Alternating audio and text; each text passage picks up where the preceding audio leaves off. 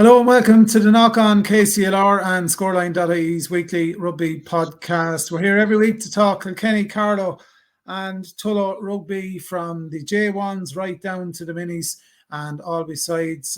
James Blanchfield and Paddy Browne joins us. Lads, how's it going? All good, Stephen, all good. Wonderful, Steve. Great to be back at it. League got underway last weekend. Paddy, we're going to start with you. Leinster League Division 1A. Do you want to have a chat about last week's match? How did it get on? Okay, thanks, Stephen. Yeah, it's a disappointing start for us because after beating Ashbourne in the Town Cup final, I suppose it was one that we were targeting, but it wasn't to be. The final score was Ashbourne 18, Tullow 15, and it was a tightly fought game and won by Ashbourne with a kick at the death to win with a 3-pointer to win 18-15. But having said that, Tullow have no excuses. We weren't in full strength, but we weren't missing that many for this time of the year, and we were missing our kicker, certainly Adam Johnson, and we missed a good few kicks, both conversions and penalties, that may have made the difference, but that was the way it was anyway. So we started quite well. Scott Callback got a try in the first few minutes, and it looked like we were comfortable. But they came right back at us, and they got a converted try through Patrick Mahon, and they were 7-5 up at the interval. We kind of started well in the second half and got 2 tries, and we went into a 15-7 lead with tries from Ty Walsh and Martin Cole. But they seemed to take the foot off the pedal, then missed the conversions, our scores were 3 unconverted tries, and missed a few penalties as well. So Ashbourne kind of capitalised on that, and they got an unconverted try to level the game, and then in the last play of the game, they got a penalty. So it was one that really got away from us. Ryan O'Neill was yellow carded in the last 10 minutes of that, and that didn't help our case. I think people would say that maybe the referee kind of turned against us at that point, and sometimes you can't blame a referee if that happens, because you just have to keep your mouth shut, like, I suppose, when you're dealing with referees. But that was the way it was anyway. So yeah, not a great start, because when you're looking at that division, there's not going to be too many easy games, and Ashbourne, I suppose, would be one of the ones that Tullow would have been targeting. So okay, not a great start. Next week we are away to Wicklow, and again that will be another. Friends, Paddy. Sorry, your old friends. Yeah, absolutely. I mean, we're after playing them a lot now in the last few years, and again, it'll be another tight match. We generally beat them in Tullow, and they generally beat us in Wicklow.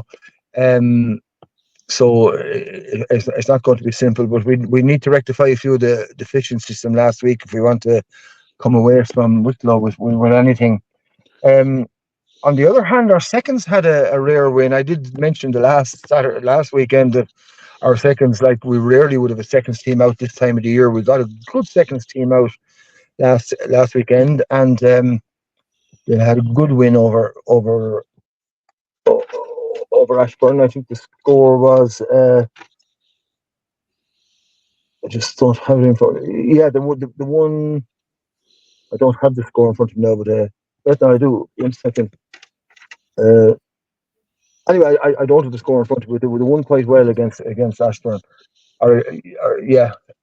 Notable in that match was our bomb squad, although Eddie Hawkins christened them the bum squad, but we had brought on a new front row, including 62-year-old Tommy Dwyer.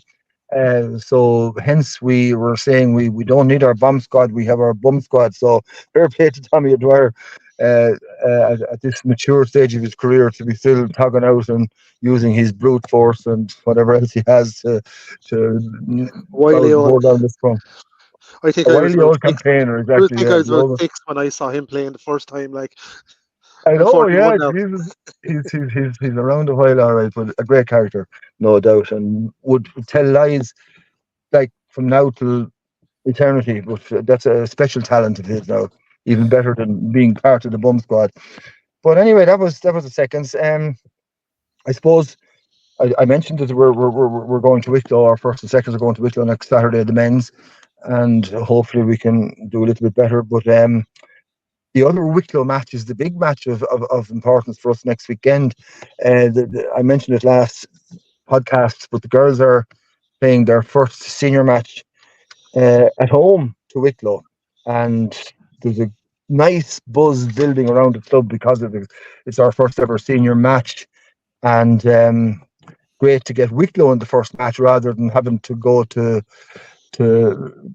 Cork in County Tyrone or somewhere like that, which is going to be one of our venues later on in the season. But it's a good introduction for the girls. They know a little bit about Wicklow. They played them in a practice match a few weeks ago, but Wicklow have been through it, unlike us, and they know what's involved in AIL rugby. So it'll be a great test for the girls. But there's a good buzz.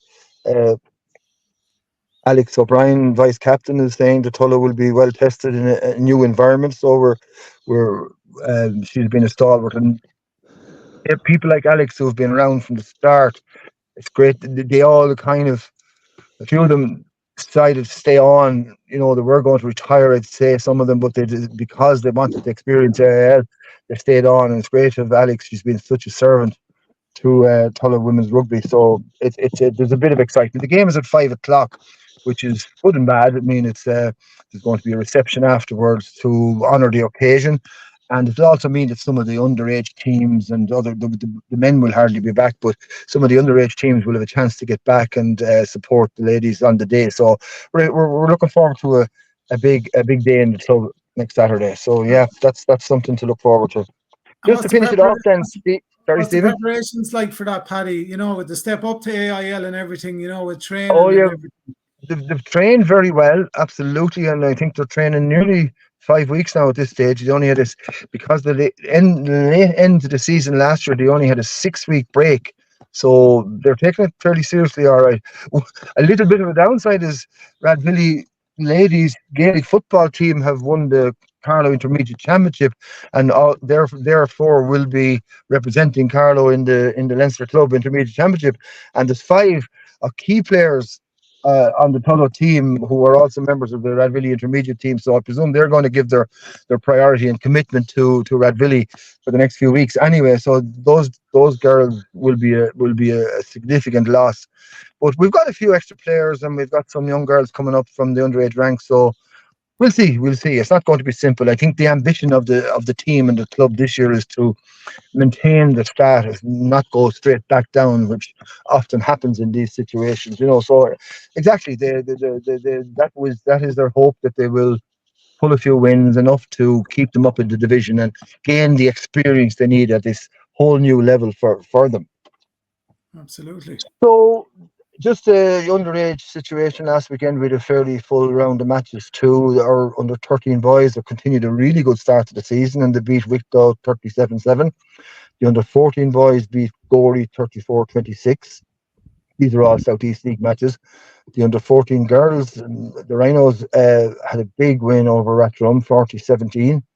Our under 15 boys lost to Wicklow 12-17. Our under 16 boys also had a big win over Wicklow 41-12. The under 16 Rhinos lost 30-0 to Arklow. Our under 18 boys were to play Carlow, and that was a walkover.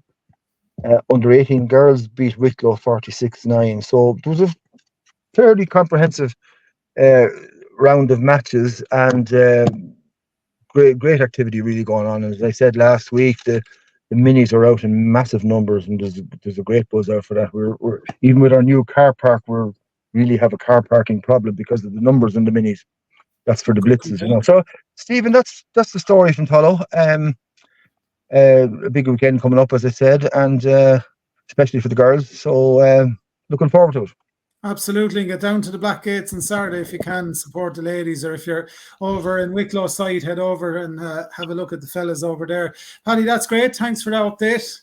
We can let Paddy go now, and you can make the 3:25, Paddy, if you move quickly. Well, I'm in Ballybunion now, not Listowel, so it could be a problem. Lovely beach there. Thanks, James, for your best wishes anyway. Thanks, Good William. luck. Thanks, Paddy. That's He's one Paddy hitting Browne around the there. balls. Good luck. Representing Tullow, of course, and with the podcast, it was being recorded from all corners of the globe. As the year goes on, we've had lads in France and everywhere at matches and all sorts of stuff. James, I'm just going to have a quick. Tom Crotty's not here this week. We're just going to dip into Carlow quickly before we get on to Kilkenny. So Carlow started their J1 Leinster League Division 1A last week against Sea Point. They lost that game. It's their first introductory into Division 1A in quite a while. So, that was, I suppose, get the feelers out to see what Division 1A is about, the intensity, the physicality of it all. I know Tom was talking about last week, they're missing a few players and all that typical start of the season stuff. There's still GA seasons going on as well, but that's all part of it as well. Let's have a look now. Last weekend, just underage results. The under 14 girls had a win. The under 16 girls lost to Arklow. The under 18 girls had a win over Wicklow there as well. The under 13 boys had a win against Arklow. The under 17 boys match against Arklow. This is Carlow now. That game was cancelled. And the under 18 boys against Wicklow, they lost out in that match as well. So plenty going on there like that. That game against Sea Point, the J1s for Carlow last weekend, the 26-10. And of course, Carlow to travel up to Sea Point for that one as well. The minis are back training as well, just to let everyone know. Saturday mornings from 9:30 to 10:30, all is welcome. So if you're around Carlow, go in and have a look. Now, this weekend, Carlow take on Bective, so another big Dublin team in Leinster League Division 1A. That match is on tomorrow, Saturday. This is being recorded on a Friday at 5 o'clock in Oak Park. The J2s are in action at 3 o'clock, and that is against Bective.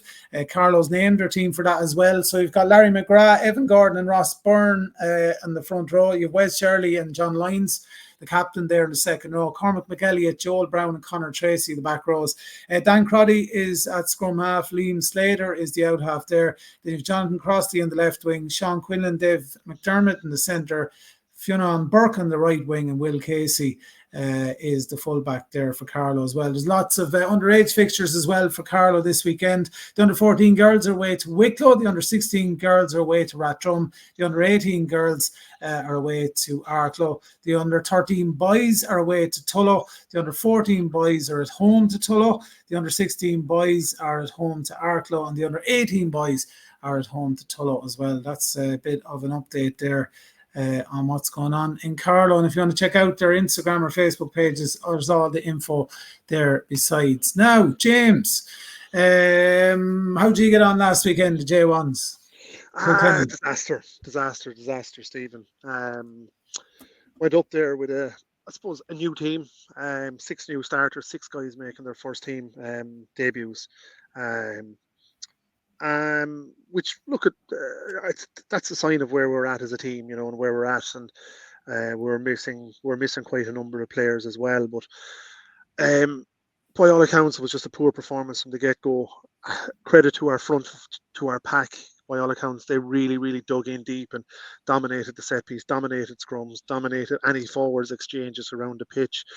Line-outs for super, but just out the backs. Apparently, we let ourselves down, and whatever chance you have going away in your first game of the season, a long journey to Mullingar doesn't help. But then when you have 3 players sin binned as well, that doesn't help. And realistically, there's no merit in me sitting here and being negative and criticising anyone, but we need to sort our backs out and we need to get our tackling lower. And that's it. On paper, we went up with a strong team. Like, we started with Brian Howe and Ben Devlin and Josh Evans, who was making his debut for Kilkenny. Josh signed from Cashel, Cork guy living in Kilkenny now, came to play with us. Second row, we had Andrew Warner and Jake Hallbeck, and Jake was a standout for the Leinster Juniors this year. Mm-hmm. In the back row, we had Jack McGrath, who was making his debut, Johnny Young and Gary Dunn, who was also a Leinster Junior. Half backs, we had Stephen Atkinson and Axel Montgomery. Axel is a Canadian born of Norwegian origin. He's a out half that has come over to Kilkenny for the year and hopefully longer, because he's a lovely ball player. Making his debut as well. On the wing, we had Kieran Smith making his debut. the centres, we had Joe Manuel and Jeff Power, Joe needs no introduction, but Jeff Power has been playing with us for the last number of years, and he's been kind of on and out and going travelling. So we'd have Jeff back for the season. And on the other wing, we had Caleb Hogan-Eyre.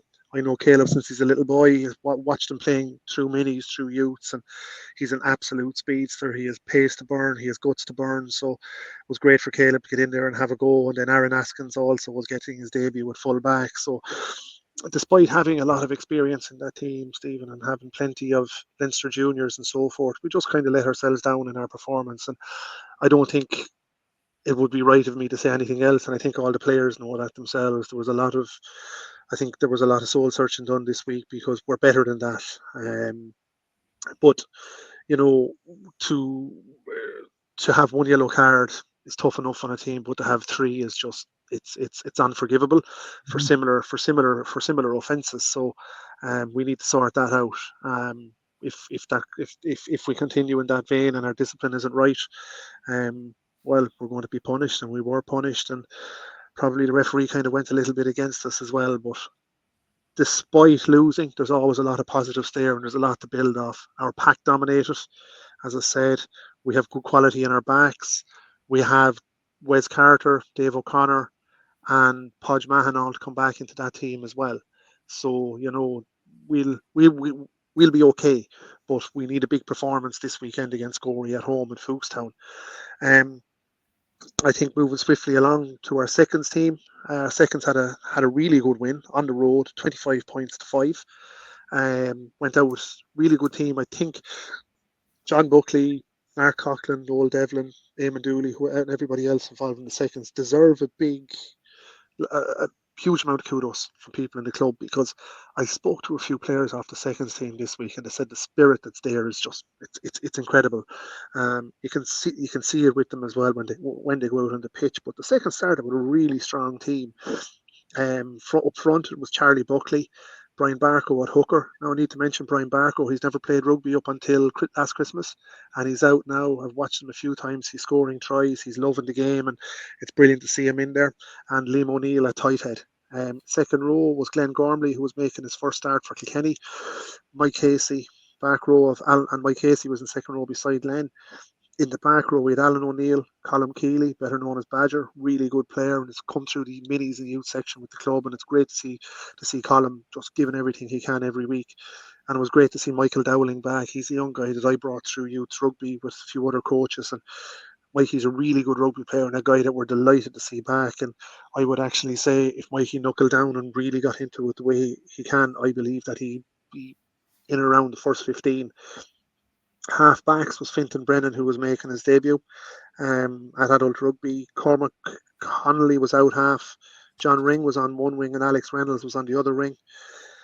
Mark Coughlin was in the centre, and I think Mark would be slightly younger than me. Mark would be in his late 30s, but it's after a couple of years off through injury, Mark is back and going really, really well. So I think everyone is delighted to see him there. He's been managing the seconds for the last few years and doing the backs. Everyone is delighted to see him back involved. Michael Shaughnessy was there as well at number 13. Alex Reynolds on one wing and Eddie Uckerman at 15 making his debut as well. On the bench, they had Sean Flynn, Daniel O'Connor, Marcus Strait, Wes Carter and Henry Tennyson. So Wes is on his way back from kind of live injury. He's bedding himself back in. So I think everybody should be and hoping to expect to see Wes back on the pitch for the first 15 in the next couple of weeks. Yeah. But 25 points to win. Like I said it on our WhatsApp group during the week, we had 6 debutants for the firsts, 5 for the second. So I mean, like we had 11 debutants for the club this week, and I think that's great to see, keeping things fresh. Absolutely. Yeah, and you have to allow for rustiness and everything else as well, and teams integrating and all that sort of stuff, James. This is it. It's going to take time, and if you go around the club, I think everybody is realistic of the time it's going to take for this team to bed in. If somebody said to you, well, we want to be in contention for the league, at the moment you have to say you're half cracked. I think on merit as well you'd say that. However, I believe that with these guys getting experience, giving these young guys experience. I text Corey last Friday night when I saw the team, and I actually said, you know what, fair play to you for giving these guys a shot. You know, they need their shot, and the only way that we're going to, I suppose, fasten the future of the club is giving young people their go and invest in youth. And you know what?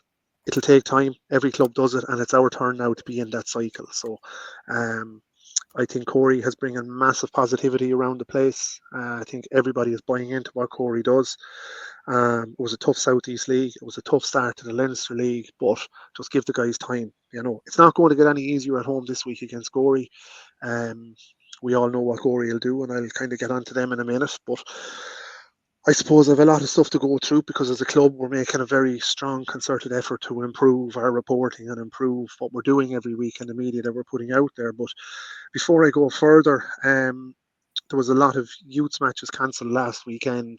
We had, I think, 4 games postponed against Wexford, and for good cause. That the great Kevin Rev Byrne passed away in Wexford. From everyone at Kilkenny, we send our condolences down to them, to the whole club. I know Debbie Carty, ex-Leinster president, was very close to Rev. I didn't know the man very well, but anytime you went to Wexford or Wexford came to Kilkenny, he was there. So we send our condolences to everybody down in Wexford on that. It's not easy for a club to lose a stalwart. That saw the under 13 boys, 14 boys, 15 boys, and 14 girls games all postponed. That left us with 2 youth games. Our under 16 girls lost to Gorey, and under 18 boys lost to Gorey. Under 18 boys having a little bit of a tough time of it at the moment, because we have kind of an under 17s and under 18s team coming together. A lot of the under 18s are still kind of hurling. They're not back yet, so we'd like to see a lot of those under 18s coming back now. So realistically, you're kind of seeing lads playing under 18 who are just out of age for under 16, so physically they're a little bit behind, but we'd like to see in the next few weeks that they're going to get numbers back into the team and start competing. There was a lot of debate in the club whether we'd have a 17s, under 17s and under 18 and a halves, but the decision has been made to have 2 under 18 and a halves teams, rather than under 17s. We'll see how it goes. There's pros and cons to have a 17s. There's pros and cons to have an 18, or 2 18s. But look, at time will tell. They're a very well coached team there with Gary Corcoran and Barry Daly and Sean. So look, we'll see. The under 16 girls, I have to say, they're having a huge numbers out training. Connor Bass, Declan Keogh, Richie Limpkin are doing great work with them, and likewise the under 18 girls with Peter Hart and Ed Mulrooney, they're having big numbers as well. It's one thing that we are finding, and I think it's thematic across clubs, is particularly for under 16s, the step from 16s to 18s is very difficult, and we are seeing some girls are taking a year out from rugby so they can, I suppose, physically develop, strength wise and so forth. So the under 18s have lost about 6 or 7 players from last year's 16s, but we'd hope to see all those back in the year. So it's a little bit hard for the guys to juggle that. Yeah, absolutely. So that's kind of a roundup of last week's youth rugby. Our player profile of the week goes to Ben Devlin. Ben needs no introduction to anybody. Ben has been with the club since he's been knee-high to a grasshopper, from minis, from under 6s the whole way through. And anyone wants to read our profiles, our player, member, and sponsor profiles, can go onto any of our social media and check it out, and onto our website. Our match of the week is our under 16 girls. That's the one, Stephen. Check it out, folks. I have to say, as being the person who ran the social media for the last 6 or 7 years, I'm incredibly thankful to Steve Ashmore for the work that he's doing. He's just taken it to a level that I could never have taken it to, and Steve is just doing so much great work this year to improve the profile of the club. So big kudos to him. I suppose I'm going to give him a nudge now. He is a teacher, so he's a lot more time than the rest of us, you know. But no, seriously, Steve's doing great work. Match of the week was the under 16 girls. Look, despite a loss and a heavy loss away to Gorey, they just played really well, and they're staying going, and their coaches are so superly enthusiastic about everything that they're doing. Connor Bass, Declan Keogh, Max McGuinness, Richie Limkin, and so many more. They have about 6 or 7 different volunteers helping with different things, but they're so enthusiastic about it. And you can see their development, what they're going through, and they will be a good little team as well. And we hope to get many of them through to adult rugby with the club. Special mention must go to Saoirse Welsh, who was giving the award of Tackler of the Day, and Nessa Tian, who was given Player of the Day in that game. Suppose I'm not sure if I mentioned it last week, but we want to give a big welcome to 2 new players who have joined the club from overseas.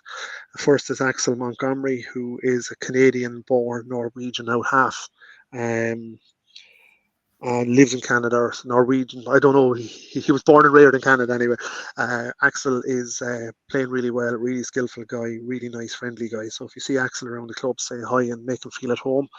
And Newland Rossetti is an Argentinian Italian centre that has joined us as well. He just arrived last week. A little bit too late to get his registration over the line for the Mullingar game. Great mix there, Italian, Super Argentinian. mix. That's it, yeah. A little feisty guy, but Absolutely. He's coming with a really good back record of rugby. He's kind of in around Argentinian under 18s, under 19s.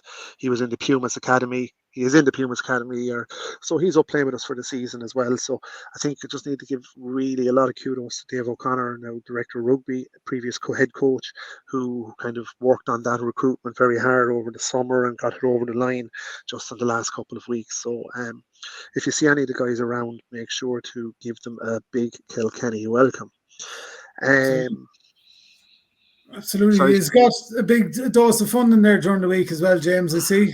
Very good. I was going to say that at the end, Stephen, we got 123,000 for kind of from the sports capital grant. And, I'm not, this is the party political broadcast, but I'm literally coming from the Fianna Fáil dinner in Kilkenny, which I was at today in New Park, and Micheál Martin was there, and I actually said it to him, and he did say that kind of as a government, they are making a very big drive, and in their remaining few months, they are making a very big drive to ensure that sports organisations are looked after, because it was very catching what he said. They are the heartbeat of every community. Sports clubs, be it rugby clubs, soccer clubs, GAA clubs, they are the heartbeat of a community. And we're no different in Kilkenny Rugby Club. We have our own little community as well. We might be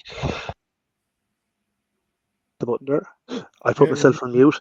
We mightn't be the heartbeat of the community in the way a GAA club would be, but we're an important part in it. So it was nice to hear that from him. But yeah, the plan is kind of probably to put some a sustainability program around the club, some solar panels, and try and do some upgrades on our training pitches, because like every club, it's just absolute hell come November, December, January, February to try and keep players out on the pitch training, and keep kids out on the pitch training. And if they can't play, well, then you have a problem retaining them. And if you have a problem retaining them, then suddenly we have no team. So we're hoping to try and make a kind of bit of inroads into that, and putting in a fully drained pitch into Fookstown, or an Astro pitch.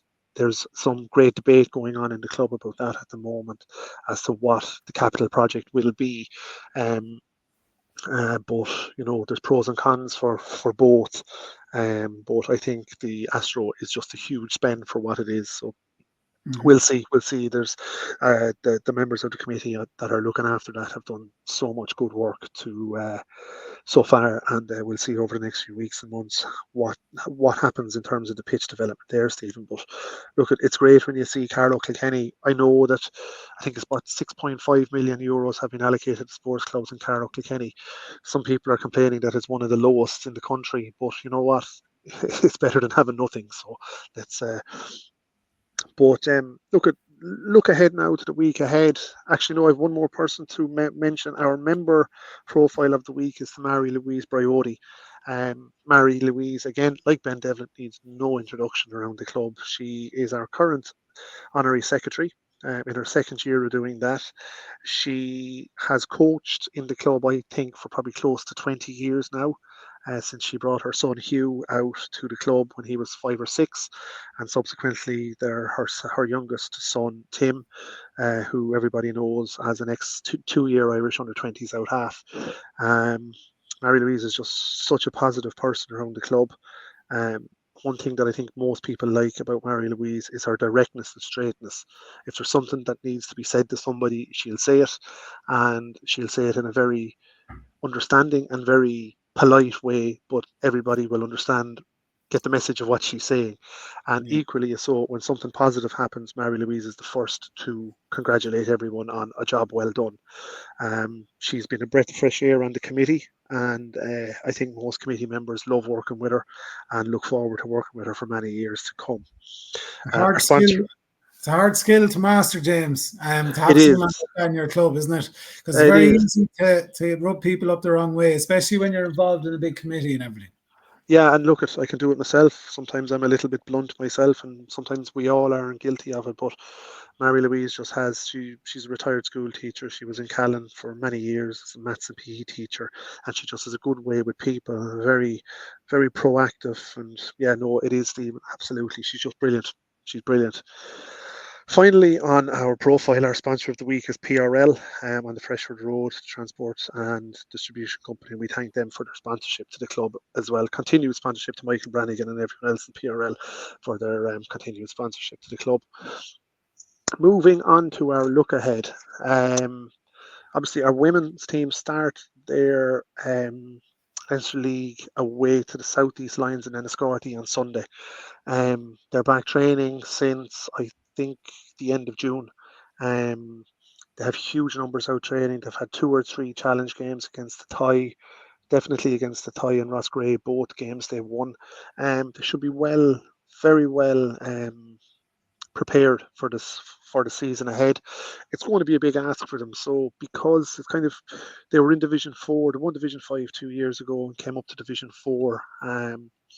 But the difficulty with moving to Division 4 for them was that because of teams dropping out of Division 3, they were promoted up to Division 3. So realistically, they've gone up a division where they mightn't have been planning for that. So in fairness to Paddy, he made the decision to move them, to get them back to pre-season training earlier.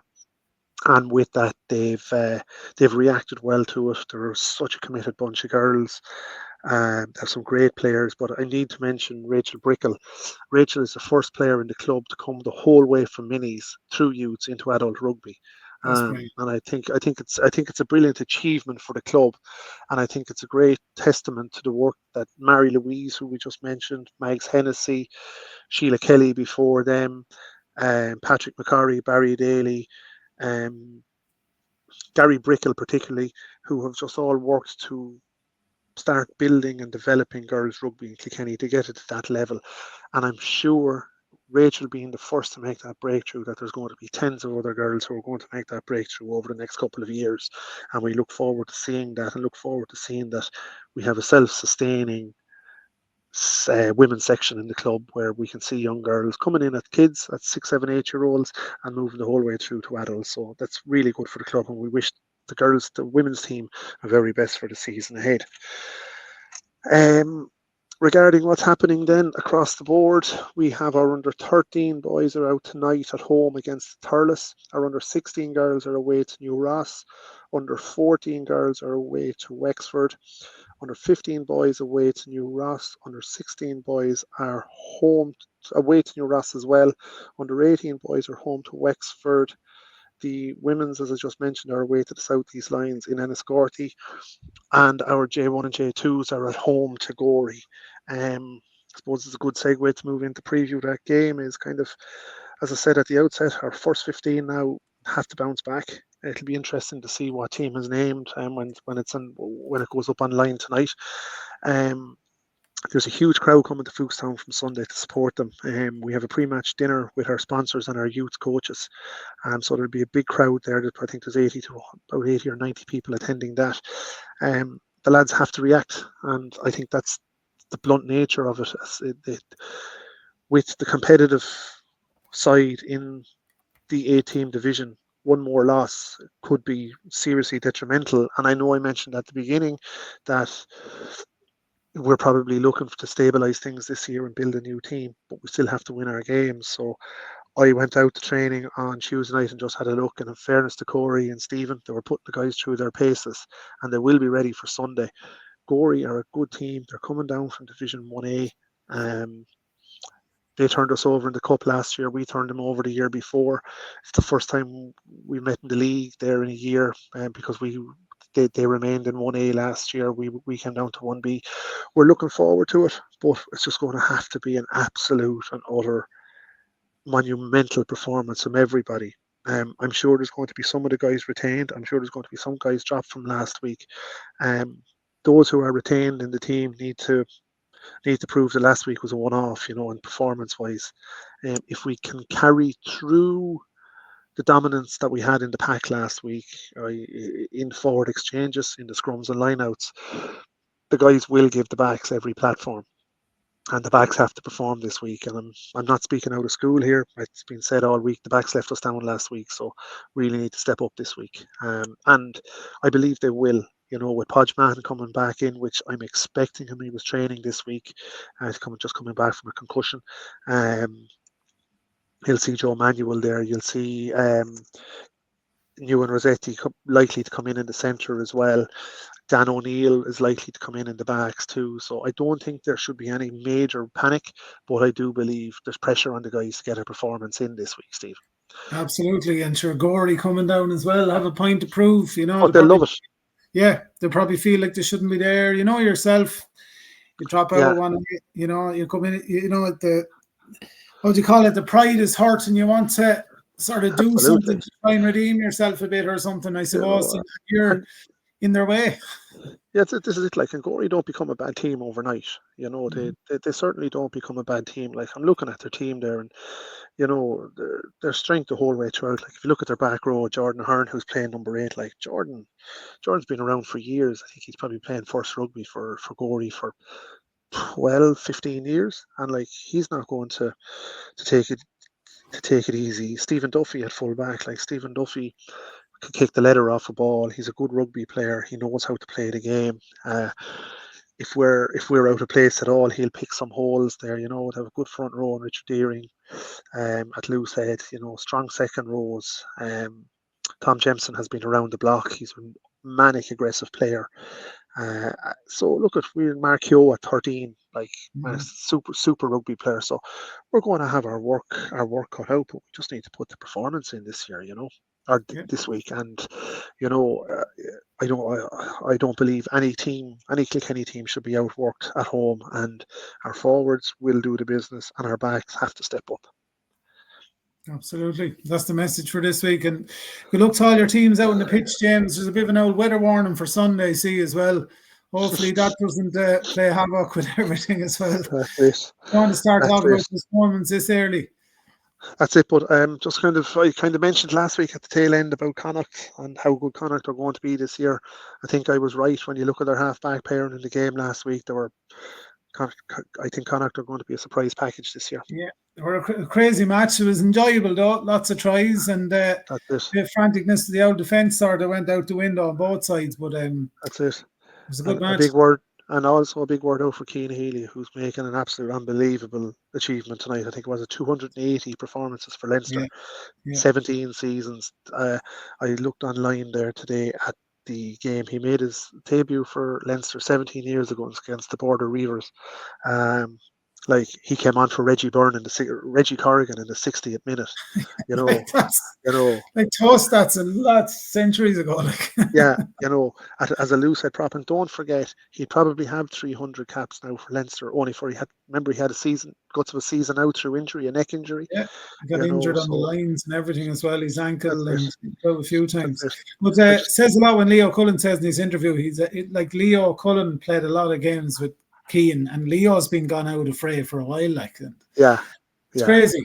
It's some achievement, all right. They're playing Dragons tonight, Friday, in the Aviva Stadium in the URC. So we'll see how that goes. 66,000+ tickets sold for the Munster match in the Aviva as well for Leinster, Munster.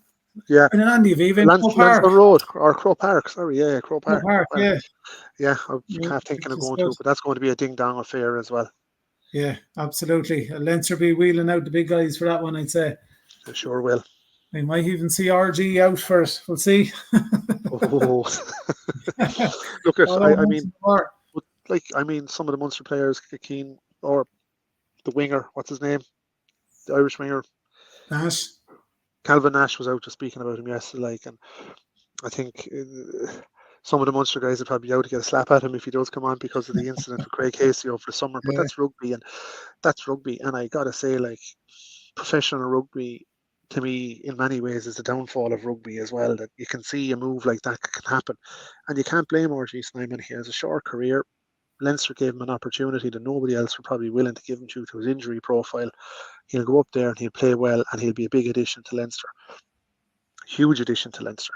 Yeah, and he wanted to stay in Ireland. His wife is studying something as well. Yeah. So there's all these reasons. People don't take that into account sometimes. There's families and schools and everything involved, Yeah, people leave jobs to go to competitors the whole time. Yeah, 100%. And because of professionalism in sport, they're professionals the same as we're all professionals, and they have to make sure that they're looked after. Yeah. So best of luck to them. I think absolutely. And best of luck to yourselves this weekend and all your games this weekend, James, and of course Carlow and Tullow as well. Tullow are in action, and everyone's in action. Good luck to the Tullow ladies again as well, beginning life in AIL against Wicklow at home. That should be fantastic as well. That's it, and they're best of luck to them as well, because I know some of them from coming down to Kilkenny to play tag rugby, and they're a great bunch and they're great team spirit and camaraderie. So wishing them the best as well. Absolutely. Being the second team from County Carlow to make it to AIL rugby. Yeah. They might last. I'm going to get a slap now the next time I see lads from Carlow. They might last a bit longer up there. 100%. James, it's been great. Thanks a million. We'll be back the same time, folks, next week. Thanks for listening and watching. Catch up with you next week. Best of luck. Take care.